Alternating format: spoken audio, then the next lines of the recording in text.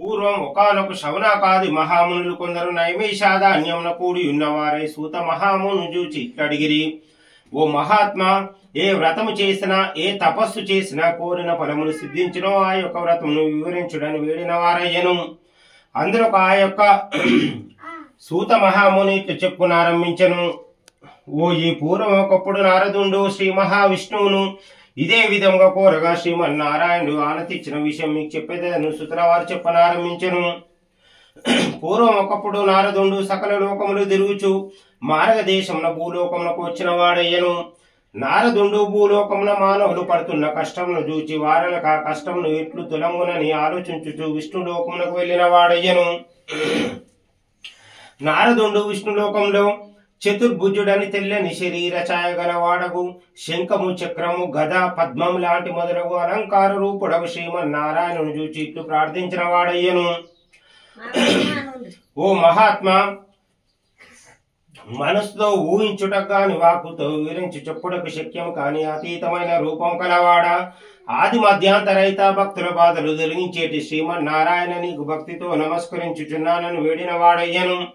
అందులో ఆ యొక్క శ్రీమన్నారాయణుడు నారదుని చూచి, ఓ ఈ నారద, నువ్వు వచ్చిన కారణం ఏమి, నీ యొక్క కోరికను తీర్చేదని చెప్పిన వాడయ్యను. అందులో ఆ యొక్క నారదుండు, ఓ ఈ జగద్రక్షక, మానవులు భూలోకమున మానవులు నానా విధ కష్టములను అనుభవించుచున్నారు. వారులకు ఆ కష్టం ఎట్లు తొలగును, అందులకు ఏదైనా ఉపాయం పోన గ్రహింపుడని వేడిన వాడయ్యను. అందులో ఆ యొక్క శ్రీ మహావిష్ణువు, ఓ ఈ నారద, నువ్వు లోకహితార్థమైన చక్కని విషయం అడుగుతీవి. అందులో ఒక వ్రతము కలదు, అది శ్రీ సత్యనారాయణ స్వామి వ్రతము అని చెప్పిన వాడయ్యను. అందులో ఆ యొక్క నారదుండు, ఓ ఈ జగద్రక్షక, ఈ యొక్క వ్రతమును ఎట్లు ఆచరించవని, ఈ యొక్క వ్రతమును చేయవారలు ఏ విధంగా చేయవని, ఈ యొక్క వ్రతమును ఇదివరలో ఎవరైనా ఆచరించినారా, ఇది అంతే సవిస్తారంగా వివరింపుడని వేడిన వాడయ్యను. అందులో ఆ యొక్క శ్రీ మహావిష్ణువు, ఓ ఈ నారద, శ్రీ సత్యనారాయణ స్వామి వ్రతము సకల దుఃఖము నివారణ చేయను, సకల కష్టములు తొలగజేయను, సకల ఐశ్వర్యులు కలిగిన సంతానం కలుగునని చెప్పి ఈ యొక్క వ్రతమును ఆచరించి విధానం కూడా చెప్పిన వాడయ్యను.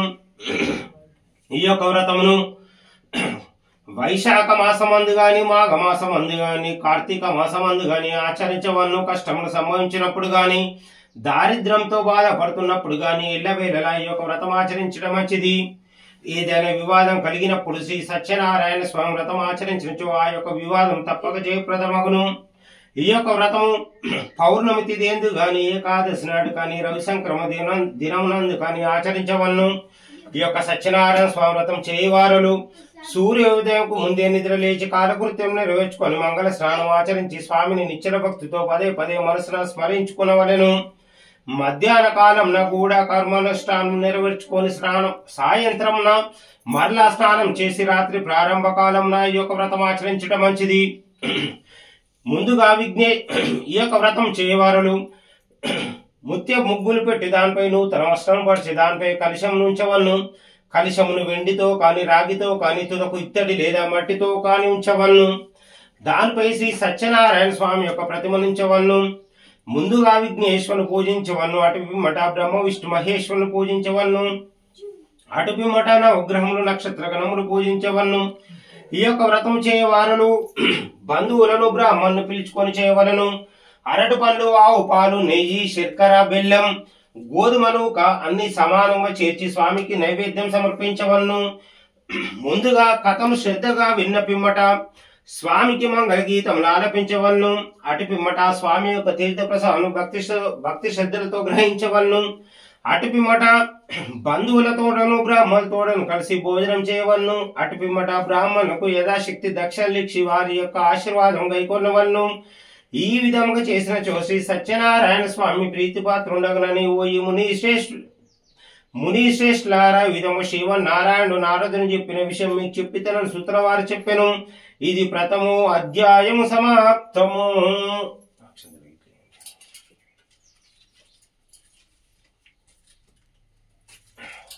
నువ్వు ఆరాధ్య ఉంచమ్మా.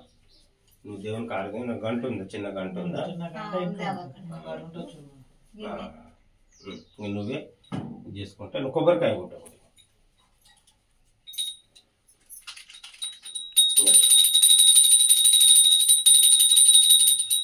డాడీ గంట కొట్టమని ఆరతిస్తే అయిపోతుంది. ఇంకా నువ్వు కొట్టు చిన్నగా పోనీయకుండా ఇందులో పట్టు గుండు గుండున్నది కింద కొట్టచ్చు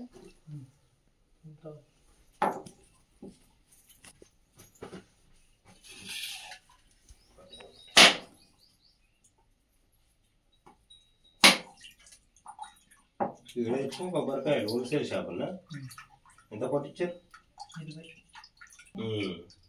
ఇవాళ ఎక్కడితో తను అయిపోయినాయి అట యుగ్గి తగిలితే ఉన్నాయి లాస్ట్ చిన్న ఏడా హోల్సేల్ షాప్ 10 రూపాయలు అవునా 20 హోల్సేల్ అయినా రేట్ ఎక్కువ ఉంది చక్కెర అది ఒక్క తీపిందా మేమంతా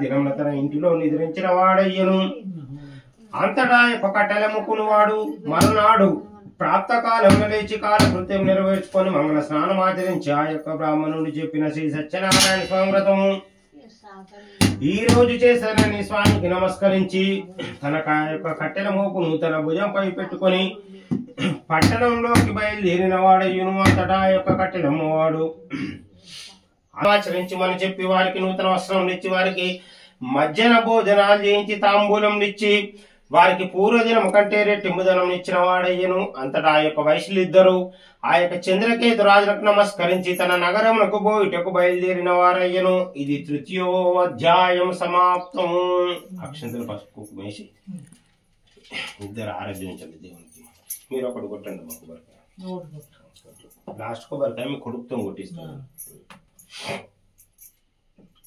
ఆరాధించు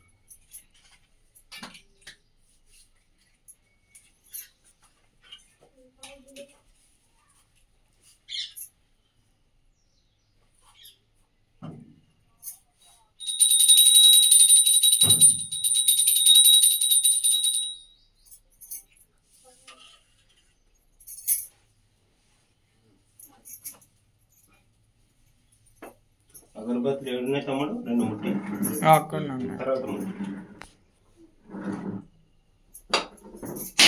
తీసినావు 2 ఒక్కరు ఒకటేనా ఒక్కటి తీయాలి కదా ఒక్కటి తీసి ఇంకా సరిపోతాయి 2 ఒక్కరు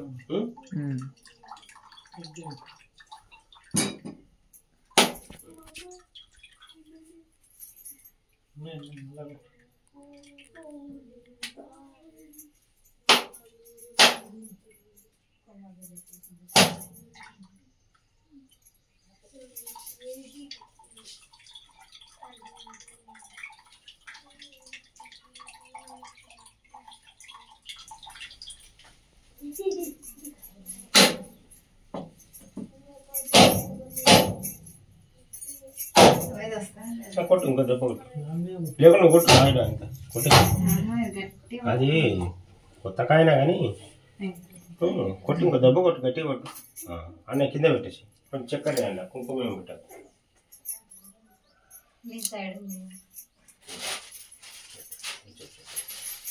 అగరబత్తి ముట్టి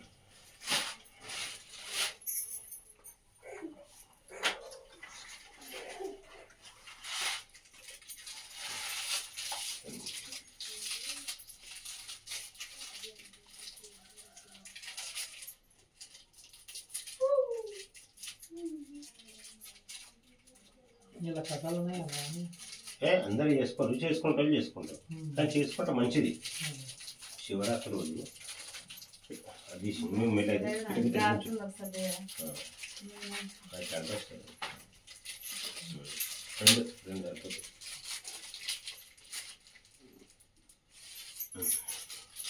అన్నీ వచ్చాయి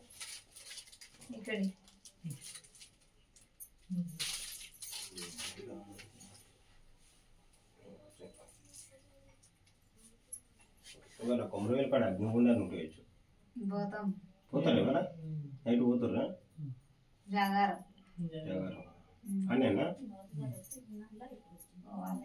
అందుకే దెబ్బ చేస్తా ఉన్నాం ఇంకా ఒక పొద్దు అవుతుంది నైట్ ఇప్పుడే 11-12 గంటలకు నైట్ అయినాకనే పోతాం అక్షంతలు పట్టుకొని నమస్కారం చేసి పితాపా ఆ యొక్క వైశ్యులిద్దరూ త్రోవలో అనేక తీర్థయాత్రలు సేవించుచు బ్రాహ్మణులకు అనేక దానం చేయించు తన నగరమునకు పోయిటకు పడవనెక్కిన వారు అయ్యను. అంతటా ఆ యొక్క వైశ్యులిద్దరూ తమ పడవలో కూర్చొని సముద్రంలో కొంత దూరం ప్రయాణించిన పిమ్మట శ్రీ సత్యనారాయణ స్వామి యొక్క సన్యాసి రూపం ధరించి ఆ యొక్క వైశ్యులెక్కడికి ఏగి ఓయి వైశ్యులారా మీ పడవలో ఏమున్నది అడిగిన వాడయ్యను.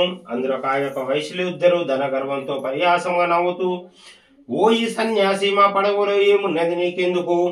మా పడవలో ధనమును అపహరించదల్చావా? మా పడవలో ఆకులు అలములు